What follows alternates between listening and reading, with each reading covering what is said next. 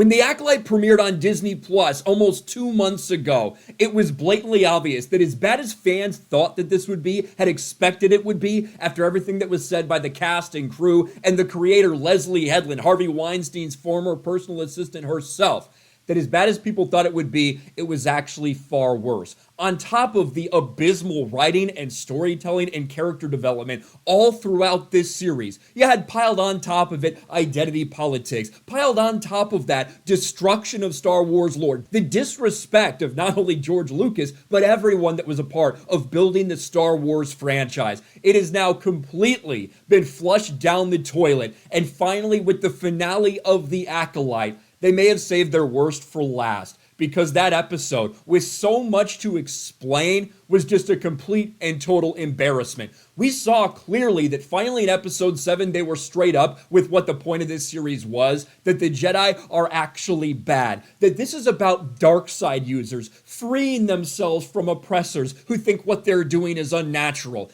that almost the entire purpose of this series was a framework for people like Leslie Headland and activists like her to frame this through some kind of lens of modern day ideology, where really the oppressed minorities out there, they're the ones that need to be free by these patriarchal, heteronormative societies. And of course, the stand-in for that was the Jedi, and the stand-in for Leslie Headland's group of people were the lesbian witches and dark side users. And I think it should be noted and reinforced just once again that even though, yes, of course Jedi can make mistakes, of course Jedi can be flawed, but they are the good guys, and they are inherently moral people. George Lucas repeated that over and over and over and over again, even in the prequels, where you showed where some of their failures could lead to bad things. But he was very clear the Jedi are the good guys. That's not what this show has been trying to tell you. This thing is an embarrassment, and episode 8 was horrific. The Acolyte episode 8 recap and review, a dreadful season finale, and the cameos can't save it.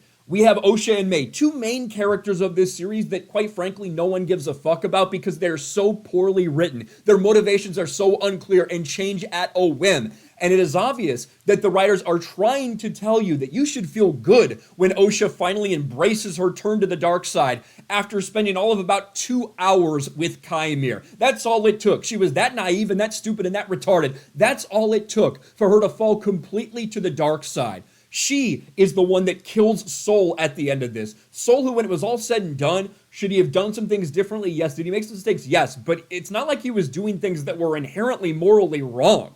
Every step along the way with the information he had, he was taking actions to save people's lives and remove these girls from this freak lesbian space witch dark side cult. And he ends up getting force choked to death by Osha. And like, you're supposed to feel okay about it. You're supposed to feel like Osha is freeing herself from this. It is fucking wild what they decided to do. Force memory wiping May when she could have just gone along with them for some reason. The Jedi completely covering this up. Master Vernestra covering this entire thing up. And of course, even other characters, legacy characters, were not safe from all of this bastardization that is going on. Because yes, of course, we had some cameos. At the very end, it's revealed that Master Vernestra needs to tell Yoda something after all this has happened. So we now have two options. Either Jedi Master Yoda is just fucking retarded and has no idea what's going on, or he's complicit in a massive Jedi cover-up. Either way, this is destroying the character of Yoda. And you have people that are just, oh my god, I can't believe I saw the back of Yoda. I can't believe I saw his ears. Look at that. I know him. I know that's Yoda, even though he didn't say anything. This is the low IQ, mind-numbingly stupid way that Disney Star Wars fans react to cameos like this. But of course, that wasn't the only one we got. We also got something that people were fearful of happening this entire time. The reveal of Darth Plagueis on this unknown planet, which if you know some of the story, you might have an idea of what this unknown planet is, but they didn't officially reveal it in this series. But it looks like Darth Plagueis has actually been watching and seen all these things happen, which tells you a reason why they decided to have the lesbian Force dark side cult of witches create life, the first ones to ever do it. Maybe this is where Darth Plagueis gets the idea to start trying to do that. And that is retarded for a couple reasons. One, we know they already don't care about established canon, about what happened in Legends. They just want to pull from it and bastardize it for their own uses. So Plagueis, most people don't know this because most people are ignorant of Star Wars. Most of these retards online, even a lot of your favorite Star Wars YouTubers, have no fucking idea what they're talking about. Plagueis did not create life with Anakin. That's not what happened. Plagueis was trying to manipulate midichlorians. He was trying to further his dark side purposes, and the Force rejected it. The Force saw what he was doing, saw how he was trying to grow the dark side. The Force itself reacted and created Anakin. Plagueis saw his experiment as a failure because the Force pushed back and created the very thing that would be the downfall of the Sith.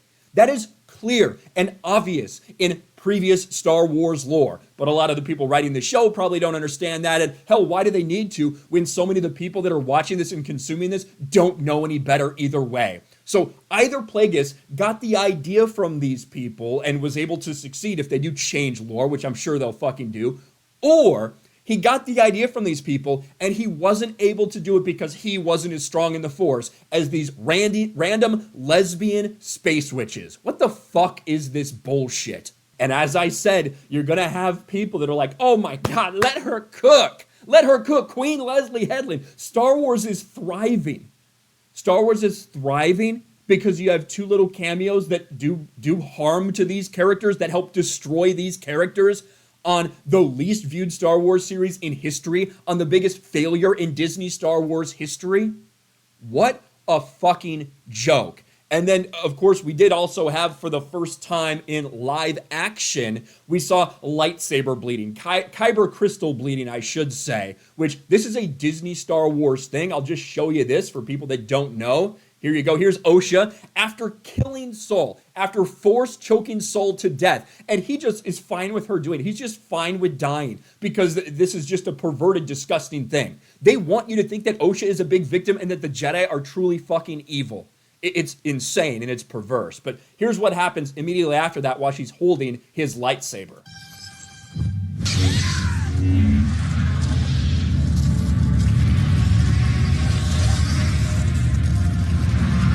Oh my gosh, so amazing. She bled the crystal and it turned red. Now, this is something that has been established for basically a decade in Disney Star Wars. This is not any previous Star Wars canon. This is a Disney Star Wars thing, that the way Sith turn their lightsabers red, they essentially pour their hatred and evil and dark side powers into a crystal and they bleed it to turn it red.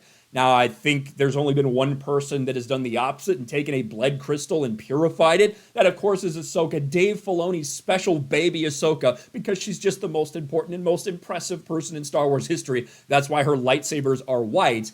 We have a lot of people that may have been confused about that, don't know that this is a previously established Disney Star Wars thing, because like I said, the vast majority of people who are talking about Star Wars, quite frankly, don't know what they're talking about. And then at the end, you get this truly fan fiction element. This is what this is written for. This is written by activists who wanted to push all of their identity politics into this thing, wanted to turn the Jedi into evil, wanted to make them the oppressors to represent modern day patriarchy, heteronormative society, whereas the dark side users they're just misunderstood. They just want to be living their lives. And they have Chimera and Osha, this whole enemies to lovers type of thing, holding hands, well, holding lightsabers, I guess, looking into the sun as this thing ends. And you are supposed to, the writers did a terrible job of making you feel this way, but you are supposed to feel like good for her, to be freed from these bonds. This is a miserable, pathetic, retarded failure in each and every way. There's a reason that this is getting blasted by fans. There's a reason that this is the biggest failure in Disney Star Wars history. That even after the media lied to everyone about, oh, well, people hate it, but it's actually a rating success. It's not. It's the least watched Disney Star Wars series we've ever seen, definitively. Now we have the evidence from the Nielsen ratings, the official industry standard that have been coming out the past few weeks. This is not a success. It's a failure. A nearly $200 million failure. And I'm sure people are going to cope. I'm sure there's people with pronouns in their bios that love this thing because they feel like it's an allegory for them. But at the end of the day, Star Wars fans have rejected it, rightly so, because it's an absolute nightmarish mess. What do you guys think about this? Let me know in the comments section below. Fuck Disney Star Wars. I'll talk to you later.